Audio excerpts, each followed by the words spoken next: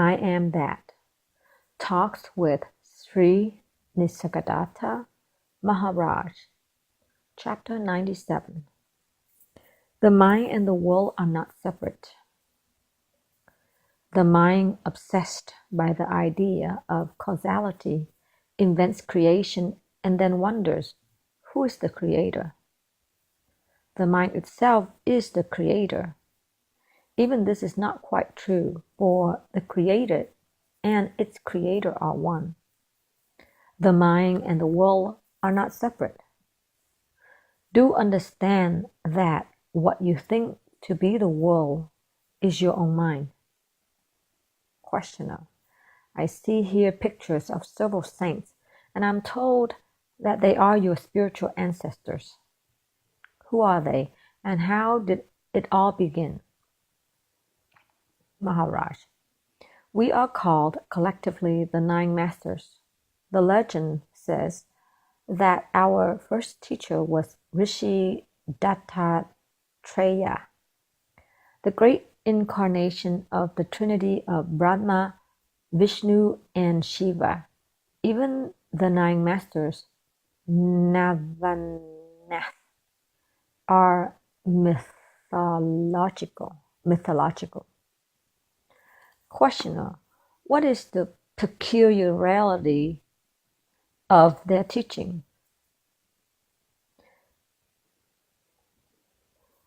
Maharaj. Its simplicity both in theory and practice. Questioner. How does one become a Navanath? By invitation or by succession? Maharaj. Neither. The Nine Masters tradition, Navanath Parampara, is like a river. It flows into the ocean of reality, and whoever enters it is carried along. Questioner. Does it imply acceptance by a living master belonging to the same tradition? Maharaj. Those who practice the sadhana of focusing their minds on I Am may feel related to others who have followed the same sadhana and succeeded. They may decide to verbalize their sense of kinship by calling themselves Navanas. It gives them the pleasure of belonging to an established tradition. Questioner. Do they benefit in any way by joining? Maharaj. The circle of satsang, the company of saints, expands in numbers as time passes. Questioner. Do they get hold thereby of a source of power and grace from which they would have been barred otherwise? Maharaj. Power and grace are for all and for the asking. Giving oneself a particular name does not help. Call yourself by any name. As long as you are intensely mindful of yourself, the accumulated obstacles to self-knowledge are bound to be swept away. Questioner. If I like your teaching and accept your guidance, can I call myself a Navana? Maharaj. Please, your word addicted mind. The name will not change you. At best, it may remind you to behave. There is a succession of gurus and their disciples who in turn train more disciples, and thus the line is maintained. But the continuity of tradition is informal and voluntary. It is like a family name, but here the family is spiritual. Questioner. Do you have to realize to join the Sampradaya? Maharaj. The Navana Sampradaya is only a tradition, a way of teaching and practice. It does not denote a level of consciousness. If you accept Navana Sampradaya teacher as your guru, you may join his Sampradaya. Usually you receive a token of His grace, a look, a touch, or a word, sometimes a vivid dream or a strong remembrance. Sometimes the only sign of grace is a significant and rapid change in character and behavior. Questioner. I have known you now for some years, and I met you regularly. The thought of you is never far from my mind. Does it make me belong to your Sampradaya? Maharaj. Your belonging is a matter of your own feeling and conviction. After all, it is all verbal and formal. In reality, there is neither guru or disciple, neither theory nor practice, neither ignorance nor realization. It all depends on what you take yourself to be. Know yourself correctly. There is no substitute for self-knowledge. Questioner. What proof will I have that I know myself correctly? Maharaj. You need no proof. The experience is unique and unmistakable. It will dawn on you suddenly when the obstacles are removed to some extent. It is like a frayed rope snapping. Yours is to work at the strands. The break is bound to happen. It can be delayed, but not prevented. Questioner. I am confused by your denial of causality. Does it mean that no one is responsible for the world as it is? Maharaj. The idea of responsibility is in your mind. You think there must be something or somebody solely responsible for all that happens. There is a contradiction between a multiple universe and a single cause. Either one or the other must be false, or both, as I see it. It is all daydreaming. There is no reality in ideas. The fact is that without you, neither the universe nor its cause could have come into being. Questioner. I cannot make out whether I am the creator or the creature of the universe. Maharaj. I am is an ever-present fact, while I am created is an idea. Neither God nor the universe have come to tell you that they have created you. The mind obsessed by the idea of causality invents creation and then wonders, who's the creator? The mind itself is the creator. Even this is not quite true, for the created and its creator are one. The mind and the world are not separate. Do understand that what you think to be the world is your own mind. Questioner. Is there a world beyond or outside the mind? Maharaj. All space and time are in the mind.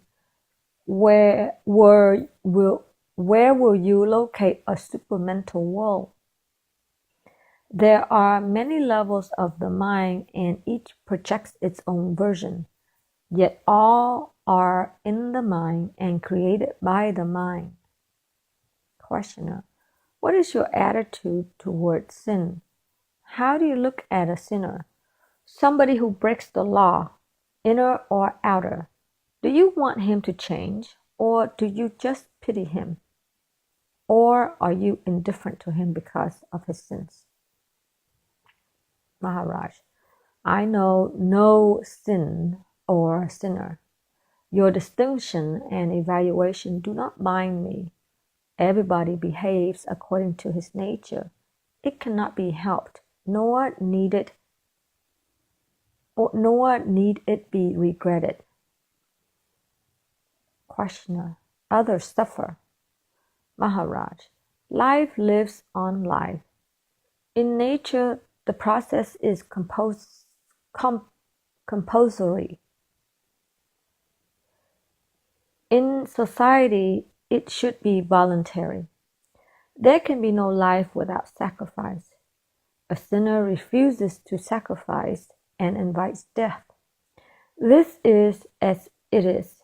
and gives no cause for condemnation or pity. Questioner: surely you feel at least compassion when you see a man steeped in sin. Maharaj: yes, I feel I am that man, and his sins are my sins. Questioner: right, and what's next? Maharaj: by my becoming one with him, he becomes one with me. It is not a conscious process. It all happens entirely by itself. None of us can help it. What needs changing shall change anyhow. It is enough to know oneself as one is, here and now. Intense, methodical investigation into one's mind is yoga. Questioner: what about the chains of destiny forged by sin? Maharaj: when ignorance, the mother of sin, dissolves, destiny, the compulsion to sin again, ceases.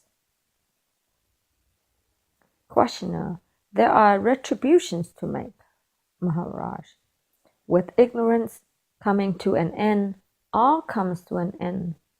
Things are then seen as they are, and they are good.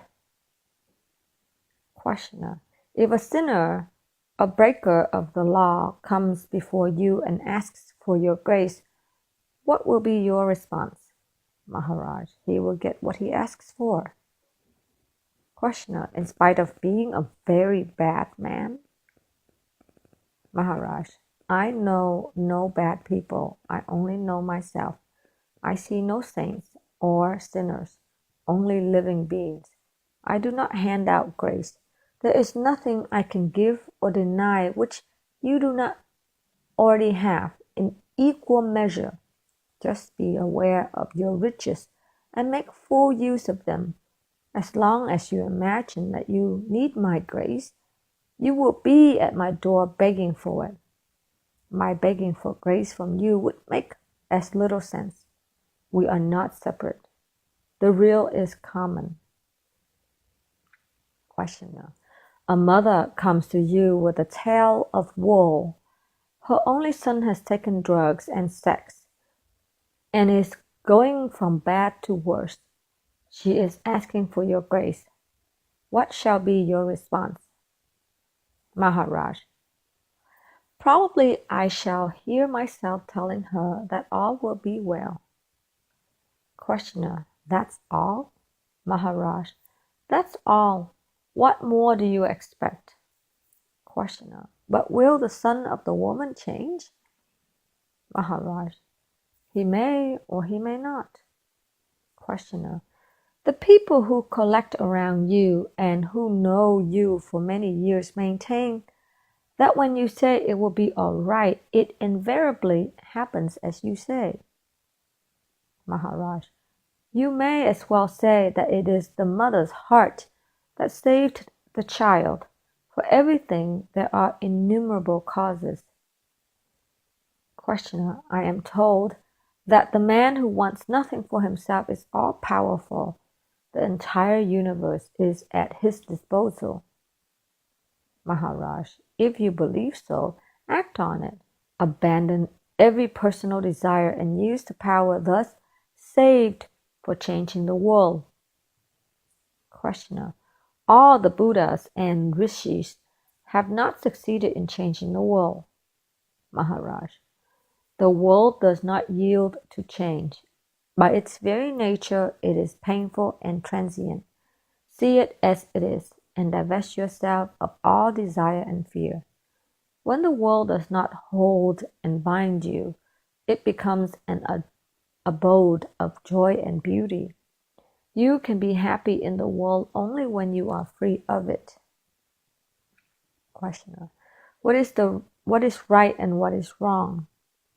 Maharaj: generally, what causes suffering is wrong, and what removes it is right. The body and the mind are limited and therefore vulnerable. They need protection, which gives rise to fear. As long as you identify yourself with them, you are bound to suffer. Realize your independence and remain happy.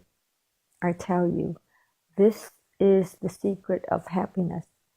To believe that you depend on things and people for happiness is due to ignorance of your true nature. To know that you need nothing to be happy except self-knowledge is wisdom. Questioner, what comes first, being or desire? Maharaj, with being arising in consciousness, the ideas of what you are arise in your mind as well as what you should be. This brings forth desire and action, and the process of becoming begins. Becoming has apparently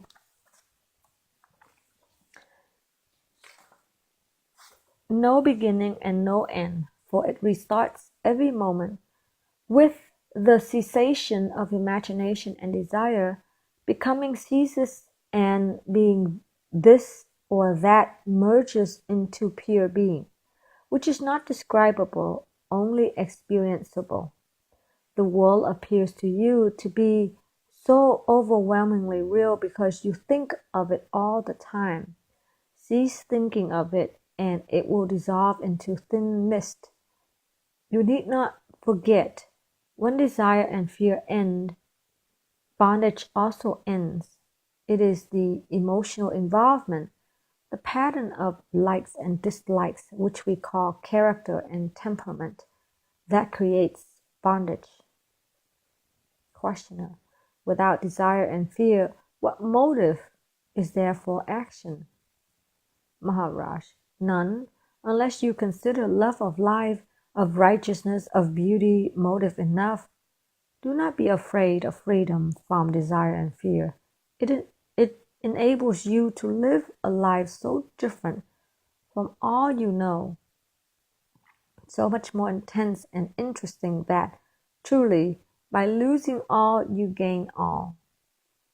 Questioner, since you count your spiritual ancestry from Rishi Dattatreya, are we right in believing that you and all your predecessors are reincarnation of the Rishi? Maharaj, you may believe in whatever you like, and if you act on your belief, you will get the fruits of it. But to me, it has no importance. I am what I am, and this is enough for me. I have no desire to identify myself with anybody, however illustrious, nor do I feel the need to take myths for reality. I am only interested in ignorance and the freedom from ignorance. The proper role of a guru is to dispel ignorance in the hearts and minds of his disciples. Once the disciple has understood, the confirming action is up to him. Nobody can act for another. And if he does not act rightly, it only means that he has not understood and that the guru's work is not over. Questioner, there must be some hopeless cases too. Maharaj, no one is hopeless. Obstacles can be overcome. What life cannot mend, death will end, but the guru cannot fail. Questioner, what gives you the assurance? Maharaj, the guru and the man's inner reality are really one and work together towards the same goal, the redemption and salvation of the mind. They cannot fail. Out of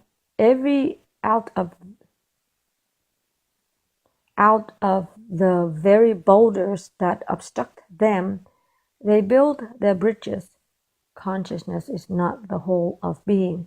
There are other levels on which man is much more cooperative. The guru is at home on all levels, and his energy and patience are inexhaustible. Questioner, you keep on telling me that I am dreaming and that it is high time I should wake up. How does it happen that the Maharaj, who has come to me in my dreams, has not succeeded in waking me up? He keeps on urging and reminding, but the dream continues. Maharaj, It is because you have not really understood that you are dreaming. This is the essence of bondage, the mixing of the real with the unreal. In your present state, only the sense I am refers to reality, and what and the how I am are illusions imposed by destiny or accident.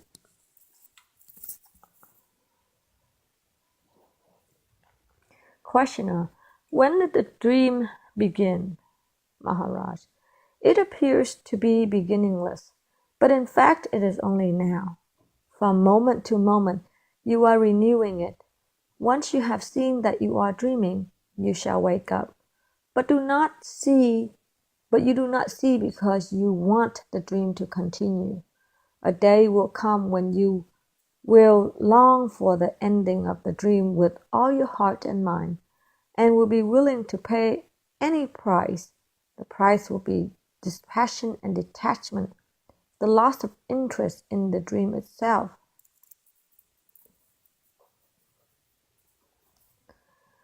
Questioner: how helpless am I? As long as the dream of existence lasts, I want it to continue. As long as I want it to continue, it will last. Maharaj: wanting it to continue is not inevitable. See clearly your condition. Your very clarity will release you. Questioner: as long as I am with you, all you say seems pretty obvious, but as soon as I am away from you, I run about restlessly and anxiously. Maharaj: you need not stay away from me, in your mind at least, but your mind is after the world's welfare. Questioner: the world is full of troubles. No wonder my mind is full of them. Maharaj: was there ever a world without troubles? Your being a person depends on violence to others. Your very body is a battlefield, full of the dead and dying. Existence implies violence. Questioner: as a body, yes. As a human being, definitely no. For humanity, non-violence is the law of life, and violence is the law of death. Maharaj: there is little of non-violence in nature. Questioner: God and nature are not human, but need not be humane. And need not be humane. I am concerned with man alone. To be human, I must be absolutely compassionate. Maharaj: do you realize that as long as you have self to defend, you must be violent? Questioner: I do. To be truly human, I must be selfless. As long as I am selfish, I am subhuman, a humanoid only. Maharaj: so we are all subhuman and only few are human. Few or many, it is again clarity and charity that makes us human. The subhuman, the humanoids, are dominated by tamas and rajas, and the humans by sattva. Clarity and charity is sattva as it affects mind and action, but the real is beyond sattva. Since I have known you, you seem to be always after helping the world. How much have you helped? Questioner: not a bit. Neither has the world changed, nor have I. But the world suffers, and I suffer along with it. To struggle against suffering is a natural reaction. And what is civilization and culture, philosophy and religion, but a revolt against suffering, evil, and the end of evil? Is it not your own main preoccupation?